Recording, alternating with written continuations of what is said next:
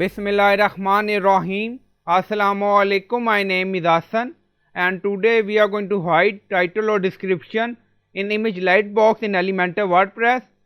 Before starting work, it's my request, please subscribe my channel. Thank you. Now back to our work. So we are in Elementor page. Now you see image. So click on it. Now image Lightbox open. Now you see image title and description. So we are going to hide it. Now go to Elementor page. And then you see menu bar, so click on it, and then you see site setting, so again click on it, and then in site setting you see Lightbox, so click on it, and then you see title drop down, select none, description, select none, and then click on update. Your changes has been updated. Now go to Elementor page, refresh the page again.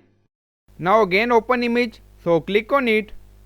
Now you don't see any image title and description, so we hide using site setting in Lightbox. So I hope you like this video. Please like, comment, share, subscribe. Thank you for watching.